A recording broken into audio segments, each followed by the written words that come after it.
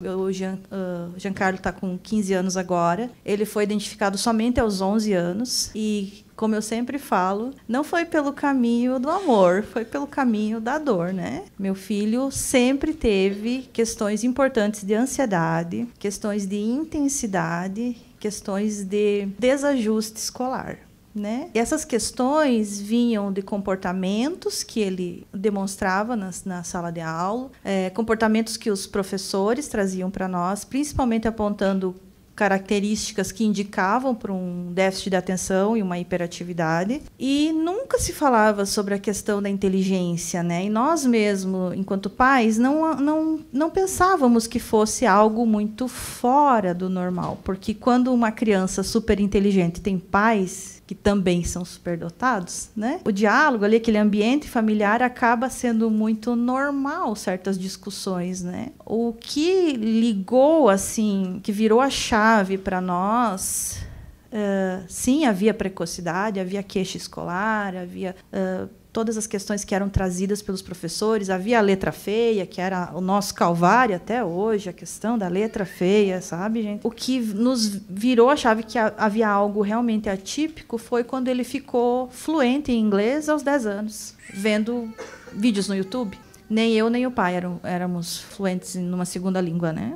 E aí, por quê? Porque para estudar o jogo específico de montar foguetes da NASA, tinha que estudar vídeos de youtubers em inglês. Não tinha conteúdo em português. E aí, depois eu fui entender que isso era uma assincronia que ia dar impacto nas questões de habilidades sociais. Porque enquanto os colegas da faixa etária gostavam de jogar Minecraft, o Jean queria montar um super foguete que pudesse, dentro do jogo e com todas as normas técnicas de acordo, muito parecido com a NASA, sabe? Então, tinham essas questões que vinham. Outro comportamento, assim, que foi rotulado, então, como uma característica psicopatológica, no caso um hiperfoco, foi a questão da leitura, né, dos livros. Então ele lia muito, assim. Eu lembro que na mudança, quando a gente mudou do apartamento para casa, eu enchi 2 malas assim grandes de livros. E daí eu cheguei num ponto que falei, ok, a gente vai ter que comprar um Kindle, né, para começar a comprar livros digitais, porque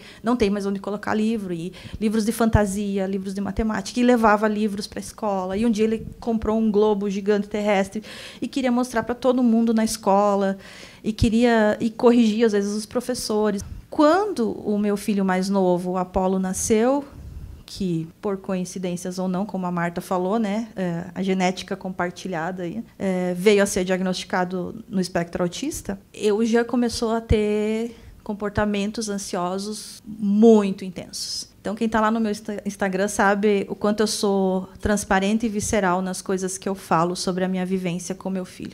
Eu nunca vi o meu filho ter uma unha comprida. E eu tenho 35 anos e parei de roer unha há 6 meses. Então, esse comportamento foi um dos comportamentos que apareceu bastante alterado. Ele começou a ter uma busca de roer unha muito aumentada, assim, e uma inquietação corporal, coisas que a gente fala, assim, e às vezes as pessoas, isso aí está na superdotação. Problemas com professores, bullying de professor, problemas com colegas. Por que você gosta do Iron Maiden? E por que você canta as músicas do Iron Maiden? A gente quer dançar funk. E foi uma luta para chegar. E assim, desde os 6 anos, os professores encaminhando.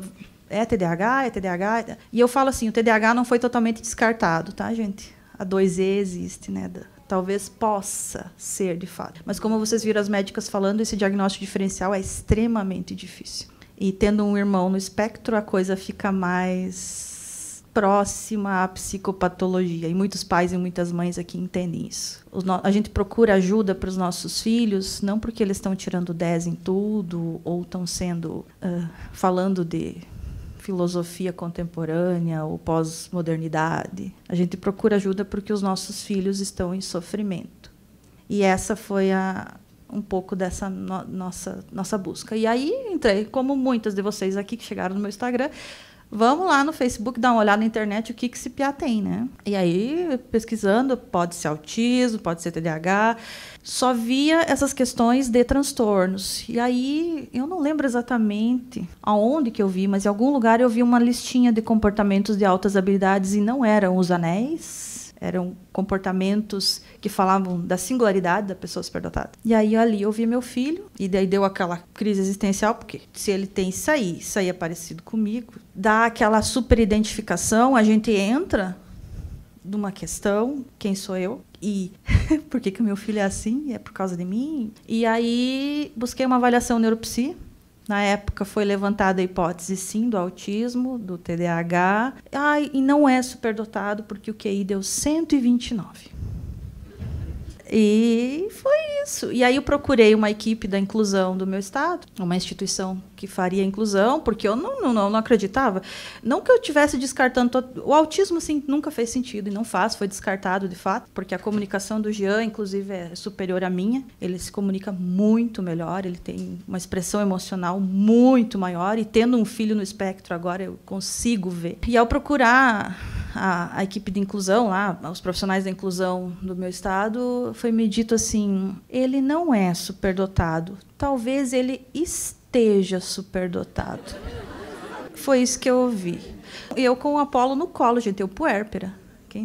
Vocês tentam imaginar essa situação. E aí tinha lá o teste de inteligência, e aí tinha lá os índices do QI dele, porque o QI total, gente, QI total é um número. A avaliação psicológica, o Dan pode falar muito melhor, ela vai te dar um mapa da pessoa. E lá tinha os índices das habilidades dele lá, e estava assim, super acima, e de repente chegava super para baixo, na velocidade de processamento. O que a mamãe superdotada, hiperfocada fez? Vamos estudar psicometria. E aí vocês, quem está no Instagram aí, né, quando tudo era mato, quando não se falava de PEI, quando não só se falava de 3 anéis, comprometimento com a tarefa e tal, sabe que eu fui uma das primeiras no Brasil, e eu falo isso sem medo, a falar de desenvolvimento assíncrono, falando com responsabilidade, que é um conceito, não é ainda a definição da superdotação, mas como vocês viram os médicos falando, e eu vi empiricamente, né, o meu filho tendo, primeiro, comportamentalmente, ele tendo um desenvolvimento assíncrono, ele tem, de fato, uma questão importante com o funcionamento executivo. Eu procuro ter a responsabilidade de trazer as coisas. E me preocupa muito quando mães que falam dentro da comunidade neuroatípica, e eu, como sendo mãe de um autista também, estou circulando nessas comunidades, quando elas afirmam que superdotação é um superávit executivo. Onde está definido que superdotação é um superávit executivo? E as crianças 2E, e os superdotados de baixo rendimento, e os superdotados criativo-produtivos, né? E aí foi... Enfim, aí a gente conseguiu, com muita briga, muita luta, com muita reunião infrutífera em escola e e-mails meio pseudo-ameaçadores, consegui uma aceleração de 1 ano para o Jean, que eu tinha muito medo, muito preconceito, todos esses mitos, né, da aceleração, que vai fazer mal, que eu estou pulando etapas. Mãezinha, você está pulando etapas do seu filho. E quando ele foi acelerado, né, e ele poderia acelerar mais 1 ano, mas ele não quis esse último ano agora, ele quer se formar com a turma que ele está agora, ele conseguiu, pela primeira vez, ter pares. Eu vi o meu filho sair do portão da escola sem estar sozinho, sair conversando com um colega.